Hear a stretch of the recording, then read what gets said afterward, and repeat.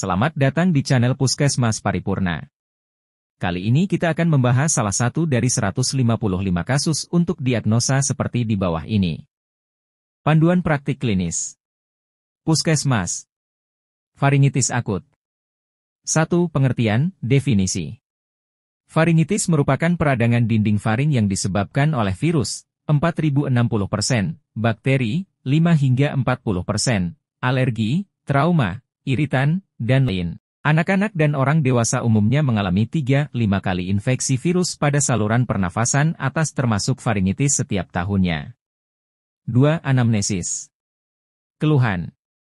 1. Nyeri tenggorokan, terutama saat menelan. 2. Demam. 3. Sekret dari hidung. 4. Dapat disertai atau tanpa batuk. 5. Nyeri kepala. 6. Mual muntah. 7. Rasa lemah pada seluruh tubuh. 8. Nafsu makan berkurang. Gejala khas berdasarkan jenisnya, yaitu 1. Faringitis viral, umumnya oleh rhinovirus diawali dengan gejala rinitis, beberapa hari kemudian timbul faringitis. Gejala lain demam disertai rhinorea dan mual. 2. Faringitis bakterial, nyeri kepala hebat, muntah, kadang demam dengan suhu yang tinggi, jarang disertai batuk, dan seringkali terdapat pembesaran KGB leher. 3. Faringitis fungal, terutama nyeri tenggorok dan nyeri menelan. 4. Faringitis kronik hiperplastik, mula-mula tenggorok kering, gatal dan akhirnya batuk yang berdahak. 5. Faringitis kronik atrofi, umumnya tenggorokan kering dan tebal serta mulut berbau. 6. Faringitis tuberkulosis, nyeri hebat pada faring dan tidak berespon dengan pengobatan bakterial non-spesifik. 7. Bila dicurigai faringitis gonorea atau faringitis luetica, ditanyakan riwayat hubungan seksual, terutama seks oral. Faktor risiko. 1. Usia 3-14 tahun. 2. Menurunnya daya tahan tubuh. 3. Konsumsi makanan dapat mengiritasi faring. 4. Gizi kurang. 5. Iritasi kronik oleh rokok, minum alkohol, makanan, refluks asam lambung, inhalasi uap yang merangsang mukosa faring. 6. Paparan udara yang dingin. 3. Pemeriksaan fisik. 1. Faringitis viral. Pada pemeriksaan tampak faring dan tonsil hipermis, sudat, virus influenza, Coxsackie-virus, Cytomegalovirus tidak menghasilkan eksudat. Pada Coxsackie-virus dapat timbul lesi vesikular di orofaring dan lesi kulit berupa maculopapular rash. 2. Faringitis bakterial. Pada pemeriksaan tampak tonsil membesar, faring dan tonsil hiperemis dan terdapat eksudat mukaannya. Beberapa hari kemudian timbul bercak petechiae pada palatum dan faring. Kadang ditemukan kelenjar limfa leher anterior membesar, kenyal dan nyeri pada penekanan. 3. Faringitis fungal. Pada pemeriksaan tampak plak putih di orofaring dan pangkal lidah, sedangkan mukosa faring lainnya hipermis. Faringitis kronik hiperplastik. Pada pemeriksaan tampak kelenjar limfa di bawah mukosa faring dan hiperplasia lateral band. Pada pemeriksaan tampak mukosa dinding posterior tidak rata dan bergranular, Chobblestone. 5. Faringitis kronik atrofi. Pada pemeriksaan tampak mukosa faring ditutupi oleh lendir yang kental dan bila diangkat tampak kering. 6. Faringitis tuberkulosis. Pada pemeriksaan tampak granuloma perkejuan pada mukosa faring dan laring. 7. Faringitis luetica tergantung stadium penyakit. A. Stadium primer pada lidah palatum mole, tonsil, dan dinding posterior faring berbentuk bercak keputihan. Bila infeksi berlanjut timbul ulkus daerah faring seperti ulkus pada genitalia yaitu tidak nyeri. Juga didapatkan pembesaran kelenjar mandibula. B. Stadium sekunder stadium ini jarang ditemukan. Pada dinding faring terdapat eritema yang menjalar ke arah laring. C. Stadium tersier terdapat guma. Predileksi pada tonsil palatum. 4. Pemeriksaan penunjang. Pemeriksaan darah lengkap. 5. Kriteria diagnosis.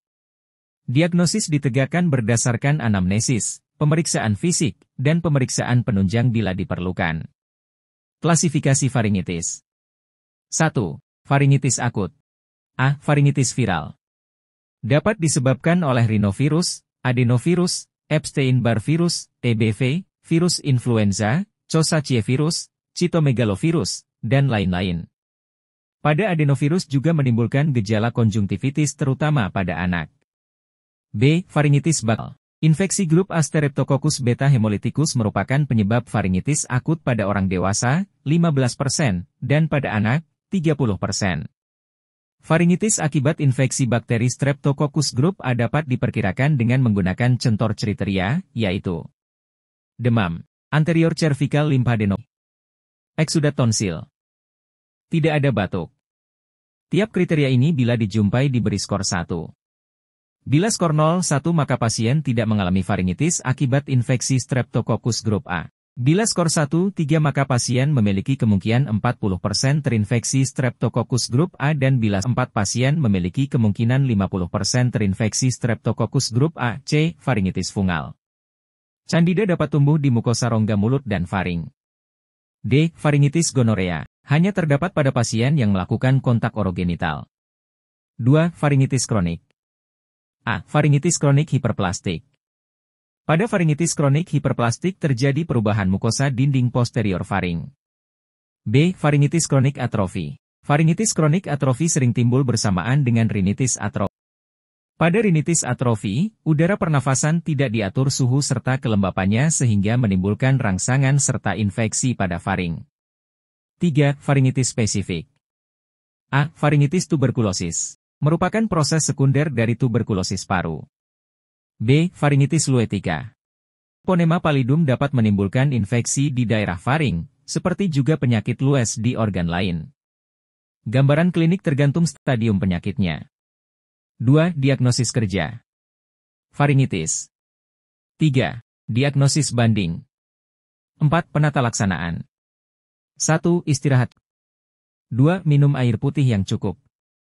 3. Berkumur dengan air yang hangat dan berkumur dengan obat kumur antiseptik untuk menjaga kebersihan mulut. Pada faringitis fungal diberikan nistatin 100.000 hingga 400.000 IU, 2x hari. Untuk faringitis kronik hiperplastik terapi lokal dengan melakukan kausting dengan memakai zat kimia larutan nitras argentin 25%. 4. Untuk infeksi virus. Dapat diberikan antivirus isoprinosine dengan dosis 60-100 mg kg BB dibagi dalam 4-6x hari pada orang dewasa dan pada anak 5 tahun diberikan 50 mg kg BB dibagi 4-6x hari, tidak ada di puskesmas. 5. Untuk faringitis akibat bakteri terutama bila diduga penyebabnya Streptococcus grup A, diberikan antibiotik amoksisilin 50 mg kg BB dosis dibagi 3x hari selama 10 hari dan pada dewasa 3x 500 mg selama Juni hari atau eritromisin 4x 500 mg hari. 6. Pada faringitis gonorea, dapat diberikan cefalosporin generasi ketiga, seperti ceftriaxone 2GR4 IM single dose. Tidak ada di puskesmas. 7. Pada faringitis kronik hiperplastik, penyakit hidung dan sinus paranasal harus diobati. Pada faringitis kronik atrofi pengobatan ditujukan pada rinitis atrofi. Sedangkan, pada faringitis kronik hiperplastik dilakukan kaustik 1x hari selama 3-5 hari. 8. Jika diperlukan dapat diberikan obat batuk antitusif atau ekspektoran. Analgetik antipiretik. 9. Antibiotik. Kortikosteroid juga diberikan untuk menekan reaksi inflamasi sehingga mempercepat perbaikan klinis. Steroid yang diberikan dapat berupa dexamethasone 3x 0,5 mg pada dewasa selama 3 hari dan pada anak-anak 0,01 mg kg BB hari dibagi dalam 3x hari selama 3. 5. Edukasi. Memberitahu pasien dan keluarga untuk 1. Menjaga daya tahan tubuh dengan mengkonsumsi makan bergizi dan olahraga teratur. 2. Berhenti merokok bagi anggota keluarga yang merokok. 3. Menghindari makan makanan yang dapat mengiritasi tenggorok. 4. Selalu menjaga higiene mulut dengan 6. Kriteria rujukan. 1. Faringitis luetica. 2. Bila terjadi komplikasi. 7. Prognosis. 1. Et vitam, bonum. 2. Et functionam, bonum. 3. Et sanationem, bonum.